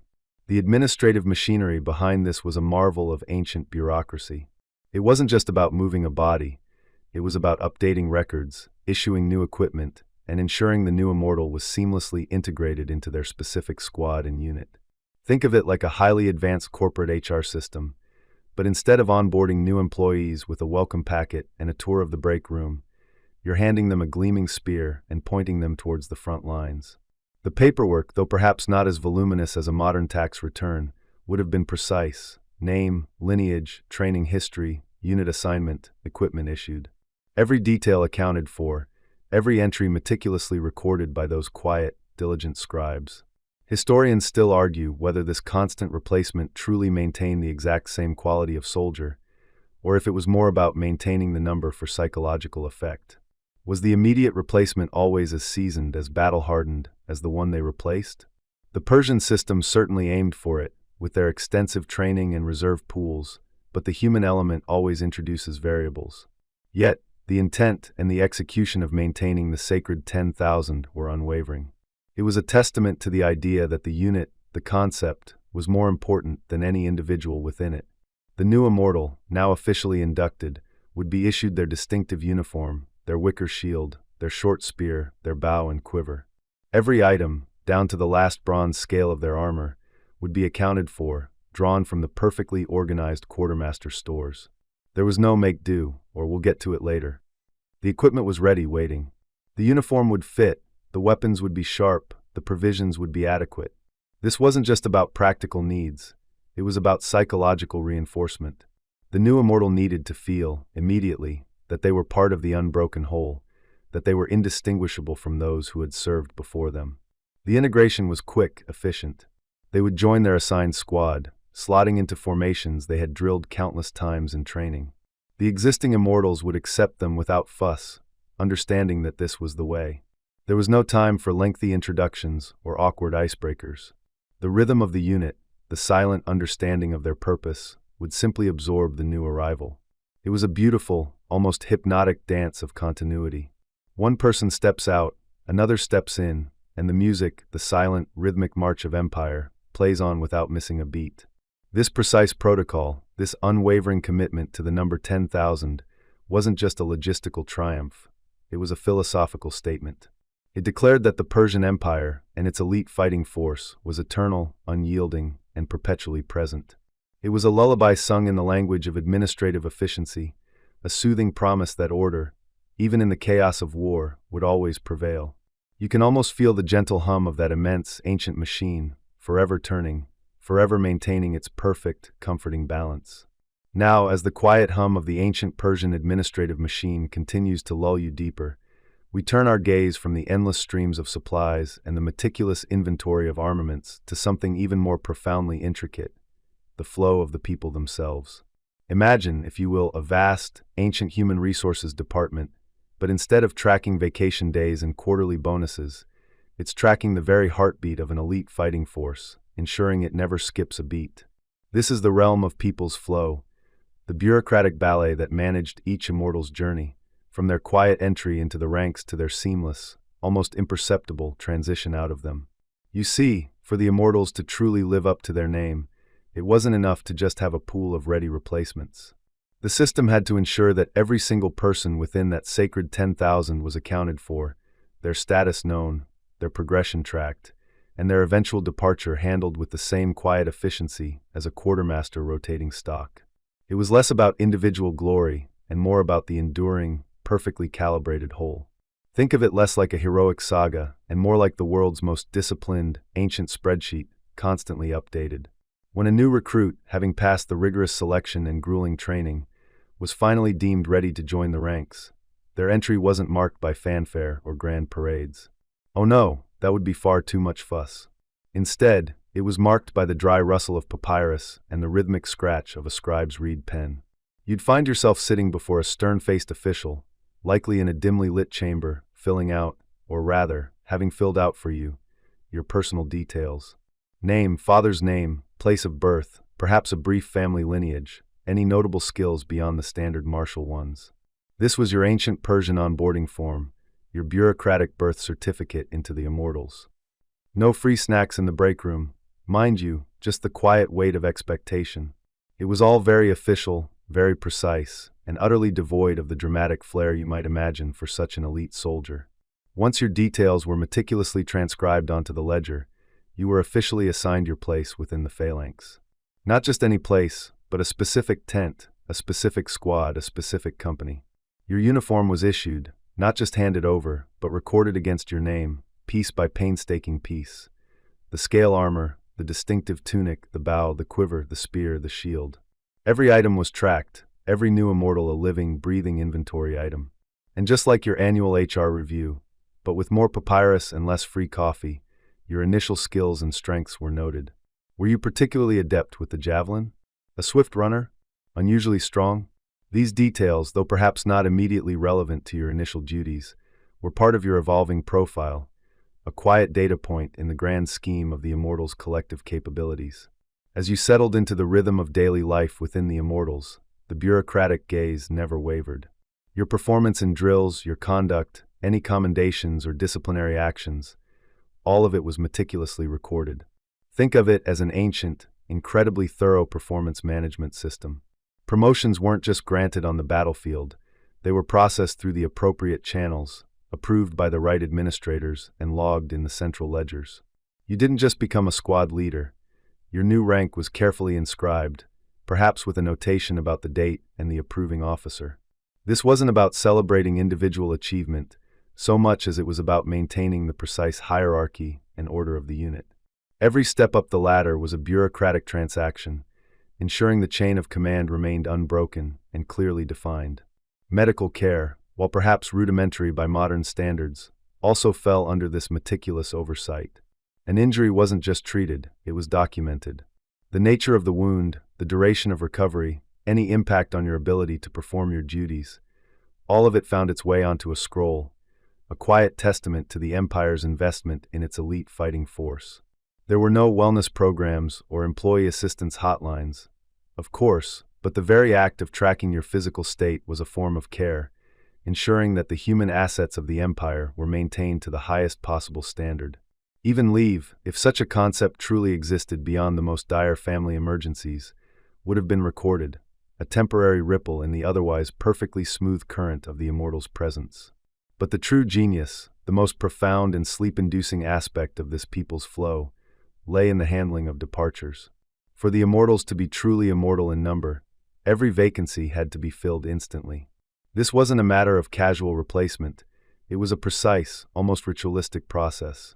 When an immortal fell in battle, or succumbed to illness, or even, in rare cases, retired due to age or infirmity, the news would travel up the chain of command with astonishing speed. The death of a warrior wasn't just a loss, it was a bureaucratic trigger. Imagine a runner, breathless, arriving at a command tent, parchment clutched in hand. The name of the fallen, the unit, the circumstances, all precisely noted. This information would then be relayed to the central administrative hubs, perhaps to the very scribes whose steady hands had recorded your entry years ago. The moment the entry for a fallen immortal was marked deceased or incapacitated, a new process sprang to life. It was a process honed over generations, as predictable and comforting as the turning of the seasons. From the meticulously maintained lists of pre-vetted, pre-trained recruits, those patiently waiting in the wings, having already undergone the forging of mind and body we discussed earlier, a name would be quietly selected. No grand ceremony, no dramatic announcement. Just a name, pulled from a waiting pool, ready to step into the void. This was the ultimate expression of the unbroken chain of replacement. The new immortal wasn't recruited because someone had fallen. They were already recruited, already trained, already waiting for the precise bureaucratic signal to activate their role. It was like a perfectly synchronized ancient relay race, where the next runner was always poised, baton in hand, ready to take over the moment the previous one crossed the finish line. This seamless, quiet transition was the bedrock of their legendary continuity. The Empire didn't mourn the individual loss in a way that disrupted the unit's integrity. Instead, it focused on the swift, efficient maintenance of the collective. The legacy of each warrior, in a profound sense, wasn't etched in stone monuments but in the enduring, unwavering presence of the 10,000. Their individual stories became subsumed into the larger, unbroken narrative of the Immortals themselves. Historians still argue whether this immortality was purely numerical or if it implied a deeper, perhaps spiritual, continuity of the unit's essence. But from a purely administrative perspective, it was a triumph of logistical foresight and meticulous planning. The bureaucratic systems extended even to the quiet transition of those who could no longer serve. While the concept of a pension, as we understand it, might have been rare, the Empire likely had protocols for those too old or too injured to continue. Perhaps a small land grant, or a quiet return to their home village, their service dutifully noted in the ledgers. The goal was always to manage the flow of personnel in a way that minimized disruption and maintained the overall strength and morale of the force. The fact that the Achaemenid Persian Empire was renowned for its highly organized administrative structures, including extensive road networks and a remarkably efficient postal system, speaks volumes about their capacity for such detailed human resource management. The existence of vast archives like the Persepolis fortification tablets, filled with mundane economic transactions and labor management details, further underscores the meticulousness of their record-keeping. Imagine the ancient Persian equivalent of a really dull spreadsheet, but one that was absolutely vital to the functioning of the Empire's most fearsome fighting force. So, as you drift deeper, consider the quiet power of these ancient administrative systems. The people's flow within the Immortals was not about celebrating heroes, but about perpetuating a perfect, unchanging number. Every life, every death, every promotion, every injury, it all fed into a vast, silent machine designed to ensure that the 10,000 were always precisely that, 10,000. It's all very un-Game of Thrones, but profoundly effective in its own soothing, bureaucratic way. You drift now, not into the quiet hum of a quartermaster's storeroom, but into the even more profound silence of the imperial treasury. Imagine the vastness of it, not just a room, but a concept, a perpetual flow of wealth that underpinned everything, especially the comforting constancy of the Immortals. This wasn't just about paying salaries, it was about ensuring the very existence of that perfectly maintained force, down to the last polished bronze scale and the sharpest arrow tip. Think of the Achaemenid Empire, stretching from the Aegean Sea to the Indus Valley. How do you fuel such an immense machine, especially one that demands a standing army of precisely 10,000 elite warriors, always ready, always perfectly equipped? The answer, my friend, lies in a financial system so robust, so meticulously designed, it would make a modern CFO weep tears of bureaucratic joy. This wasn't some last-minute Kickstarter campaign. This was the original, long-term, multi-generational investment plan. The lifeblood of this empire, and thus of the Immortals, was tribute. Not just arbitrary plunder, mind you, but a systematized annual flow of resources from every corner of the vast dominion. You can almost hear the quiet, rhythmic thump of bags of silver derricks being unloaded, or the rustle of fine textiles, or the lowing of cattle being driven into royal pastures. Each of the empire's 20 satrapies, those vast administrative provinces, was assessed a specific annual tribute. It was like a very large and geographically dispersed subscription service, except the cancellation policy was, shall we say, rather unpleasant. This wasn't just cash either. Some regions paid in silver, others in gold, still others in specific goods like horses, grain, timber, or even eunuchs. Because, every empire needs its diverse portfolio of assets. Consider, for a moment, the sheer logistical triumph of this. You're not just collecting taxes from a few towns, you're drawing wealth from dozens of distinct cultures, across thousands of miles.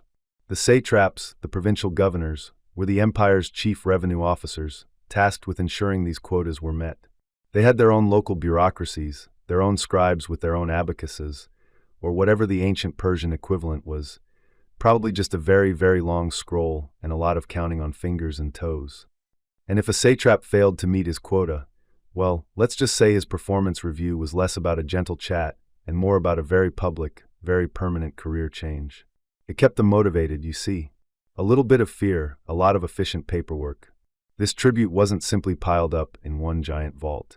Oh no, the Persian system was far too sophisticated for such primitive wealth management. Instead, it flowed into various royal treasuries strategically located throughout the empire, at Susa, Persepolis, Ecbatana, and Babylon. Imagine these vast, cool chambers, filled with the scent of dry dust and ancient wealth. Here, the silver and gold were weighed using precise, standardized weights, melted down, and minted into the empire's own coinage, the gold daric and the silver siglas. The daric, a coin of remarkable purity, became a symbol of Persian power and stability, accepted widely across the ancient world. It was the ancient world's equivalent of the US dollar, except it probably didn't come with annoying credit card offers. Now, how did this immense wealth specifically fuel the Immortals? Well, it wasn't just a simple matter of dipping into the imperial cookie jar. There were budgets, allocations, and specific accounting practices. A significant portion of the empire's revenue was earmarked for military expenditures. This would have included the upkeep of fortifications, the provisioning of garrisons, and, crucially, the consistent funding for the elite standing army. You can almost picture the financial ministers, perhaps with their own impressive beards and even more impressive abacuses, poring over cuneiform tablets, tracking income and outflow. They would have allocated funds for the Immortals' salaries, which, for an elite unit, would have been substantial enough to attract and retain the best.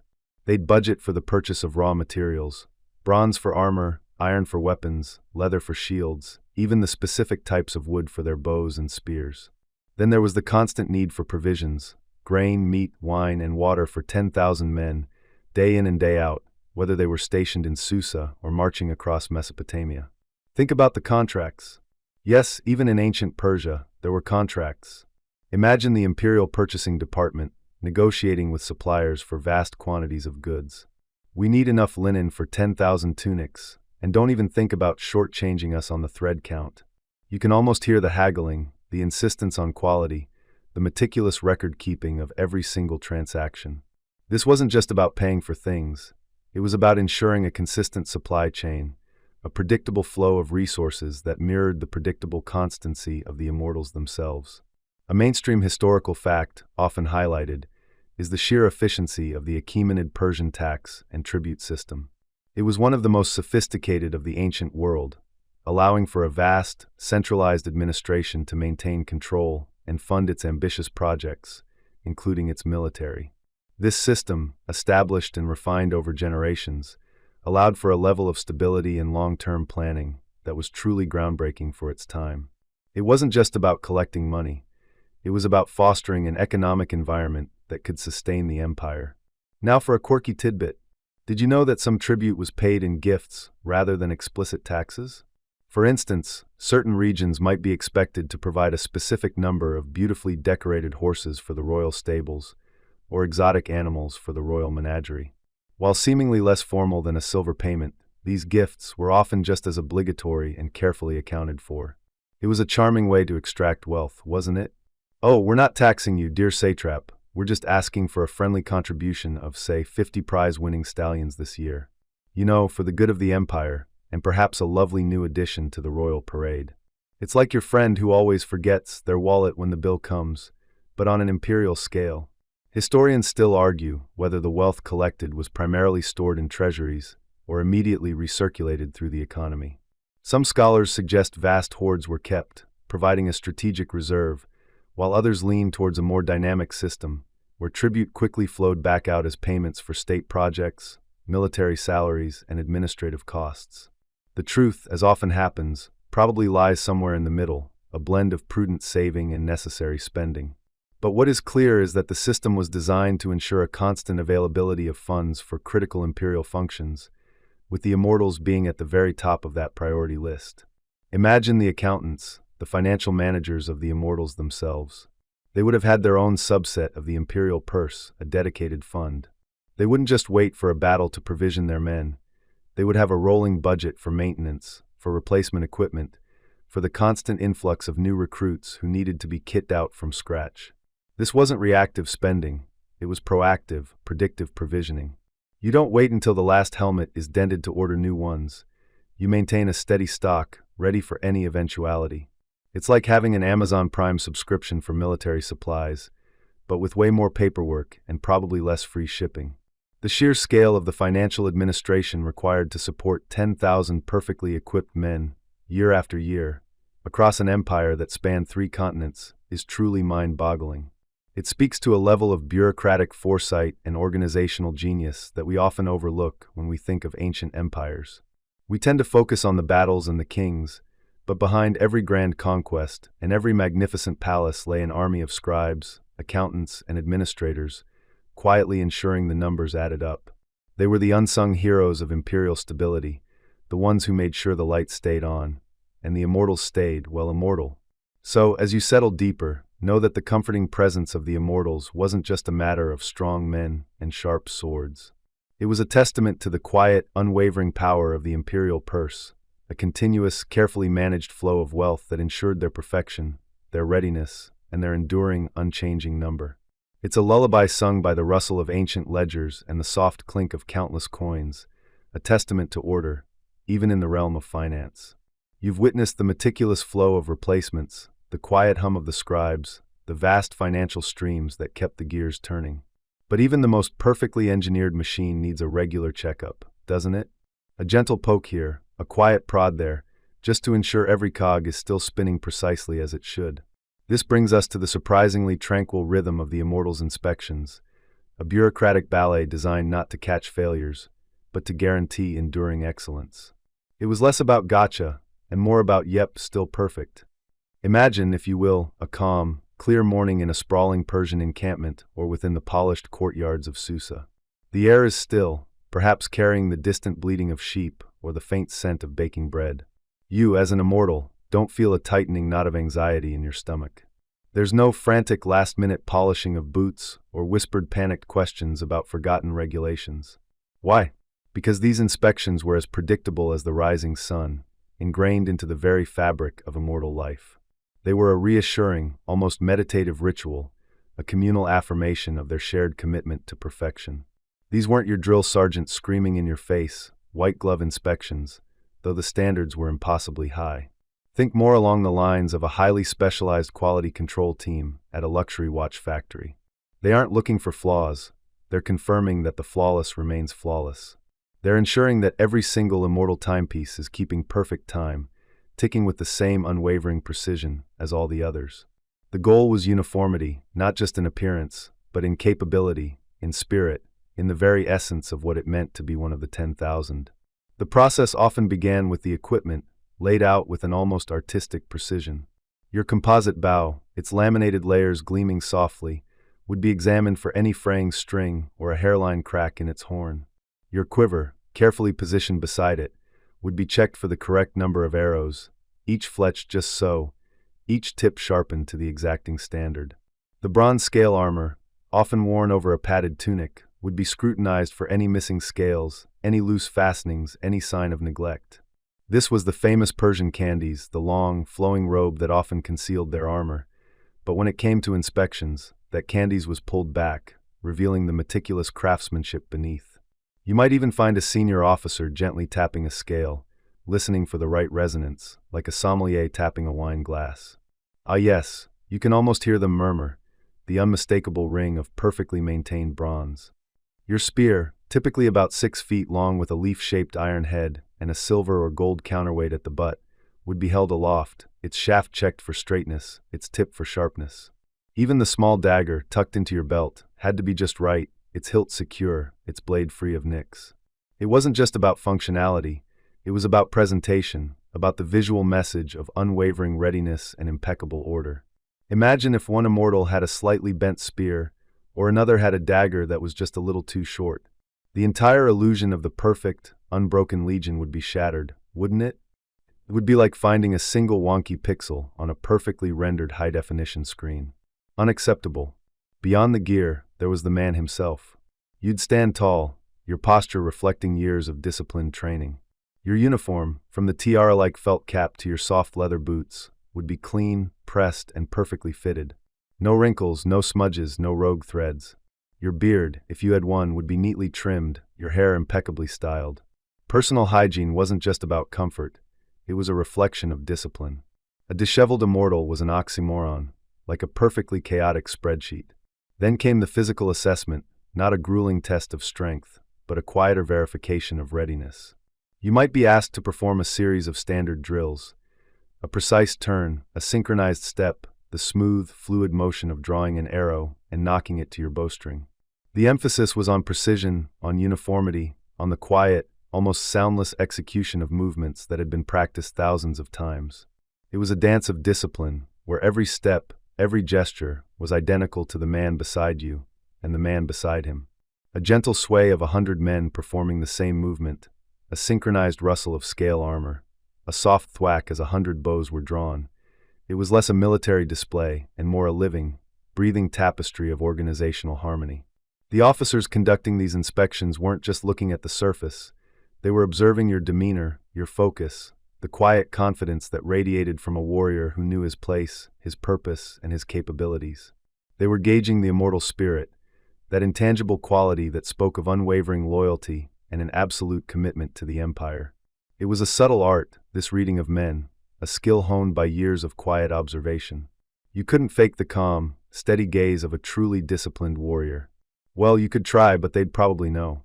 It's hard to pull off Zen when you're secretly worried about that tiny tear in your tunic you tried to hide with a bit of mud. Don't worry, they had laundresses for that, so no need for mud-based camouflage.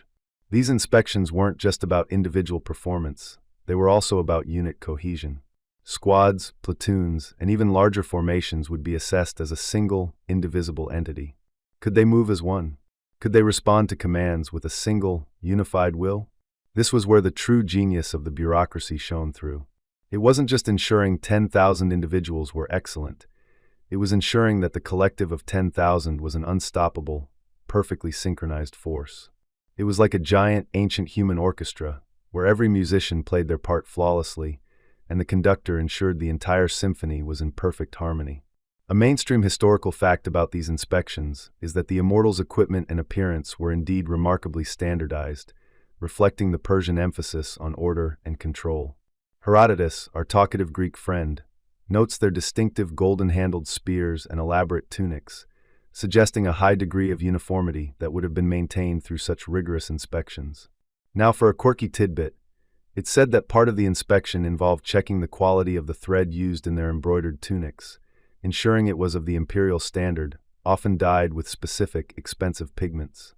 Imagine the poor quartermaster having to explain why a batch of tunic thread was slightly off color. Well, sir, the purple snail population was down this year. A truly meticulous level of detail, wouldn't you say? And finally, for our scholarly debate, historians still argue whether these inspections were truly annual, or if they varied based on the king's whims or ongoing campaigns. Some scholars lean towards a strict, calendar-based regimen, reflecting the Persian love of order. Others suggest a more pragmatic approach, with more frequent checks during times of war or preparation for major expeditions, and perhaps less formal ones during long periods of peace. The truth, like many things lost to the sands of time, likely lies somewhere in the nuanced middle, adapting to the empire's ever-changing needs while maintaining that underlying rhythm of bureaucratic calm. The beauty of this system was its quiet strength. It wasn't about fear of punishment for failure. It was about pride in maintaining excellence. It was about the comforting assurance that the man standing next to you was as perfectly prepared, as impeccably equipped, and as utterly reliable as you were. These regular, reassuring evaluations guaranteed that every immortal upheld the highest, unchanging standards, solidifying their reputation not just as elite warriors, but as a perpetual, unwavering force of nature. It was the bureaucracy's lullaby, whispering, "All is well. All is in order. All remains perfect." The sun hasn't even begun to whisper its first golden promises over the distant mountains, and yet, in the vast, sprawling camp of the Immortals, a different kind of dawn is breaking. It's not the chaotic clamor you might imagine from a force of 10,000 men, plus their considerable retinue. Oh no, that would be far too uncivilized, far too unbureaucratic.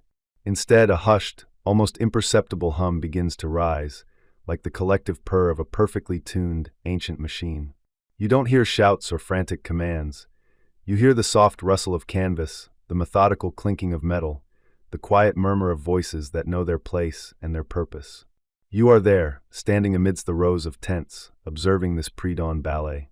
It's a ballet choreographed by generations of meticulous planning, a testament to the quiet, enduring power of the Persian administrative mind. Each man, from the lowliest pack-bearer to the highest-ranking officer, moves with a practiced economy of motion.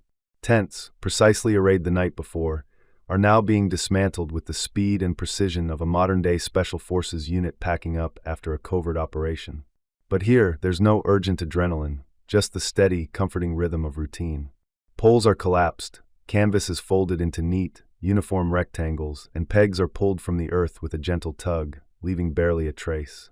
It's like watching 1,000 synchronized campers, all packing up for an early start, except these campers are armed to the teeth and could conquer nations.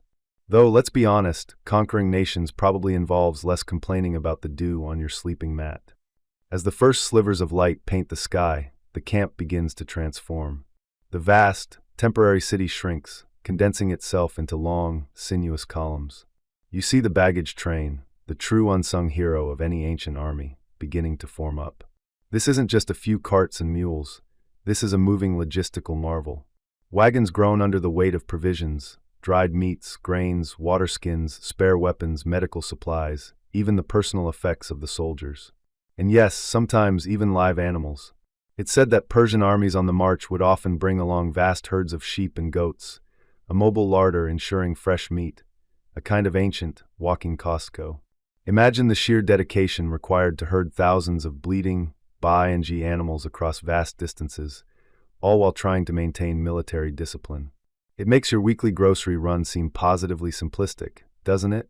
The Immortals themselves fall into their preordained positions with an almost eerie silence. Their famous spears, with their distinctive counterweights, are held at a uniform angle. Their shields, polished to a dull sheen, reflect the nascent light. There's no jostling, no shouting for position. Each company, each platoon, each squad knows its exact place in the grand procession. It's a marching order that has been drilled into them, not just for days or weeks, but for years. It's muscle memory, ingrained deeply into their very beings. The air fills with the soft scuff of thousands of leather sandals on dirt, a rhythmic whisper that promises steady progress. This quiet efficiency was not accidental. It was the direct result of the immense bureaucratic infrastructure that underpinned the Achaemenid Empire. The Persian royal road, a marvel of ancient engineering and a testament to imperial ambition, wasn't just for messengers, it was for moving armies. While historians still argue whether the legendary speed of Persian imperial communications, often attributed to the royal road, was truly matched by the marching pace of their main armies, especially when encumbered by such vast logistical trains, there's no doubt that the roads, and the way stations along them, were vital arteries. Imagine the pre-planning, designated water sources identified, forage points for animals marked, safe campsites scouted, all meticulously recorded by those quiet scribes we discussed earlier. It was like a military campaign planned by a team of obsessive-compulsive event planners, ensuring every single detail was accounted for. As the column begins to move, you notice the lack of stragglers. There are no lagging soldiers, no one falling behind due to exhaustion or ill discipline. The pace is steady, relentless, but not punishingly fast. It's a pace designed for endurance, for covering vast distances day after day, without breaking the cohesion of the force. Officers, identified by subtle differences in their attire or equipment, move along the flanks, their presence a silent reminder of the strict order. You don't see them barking orders. Their mere presence, their calm, watchful gaze is enough. It's the kind of leadership that doesn't need to assert itself with volume, but rather with an unwavering, predictable authority. Think of a very calm, slightly bored traffic cop directing a perfectly flowing river of cars. The entire column stretches for miles, a living, breathing testament to the power of organization. Ahead, scouts range out, their movements as fluid and silent as shadows, ensuring the path is clear, relaying information back through a chain of command that operates with the quiet precision of a well-oiled clockwork mechanism. Behind the main body of Immortals, the support elements follow: engineers, medical personnel, cooks, and more of that endless baggage train. Every single component has its designated place, its specific role in the grand, moving tapestry of the army. It's a system so refined, so predictable, that you could almost set your sundial by their progress. Even the brief stops are orchestrated with the same quiet efficiency. When the command to halt is given, it ripples through the column not as a sudden jolt, but as a gentle deceleration. Men stop in formation, water skins are distributed, a quick meal might be consumed, all without breaking ranks or descending into chaos.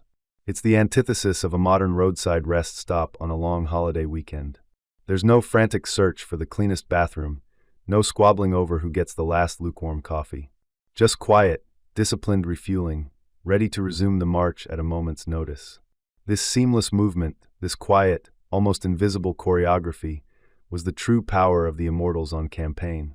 They weren't just a fighting force, they were a mobile, self-sustaining ecosystem, designed to project Persian power across vast and varied landscapes. Their movements were a silent declaration of imperial might, a demonstration that Persia could not only field an army of unparalleled size, but could also move it with an efficiency that bordered on the miraculous for the ancient world. It was the ultimate expression of bureaucratic mastery applied to military logistics, turning the potential chaos of a moving army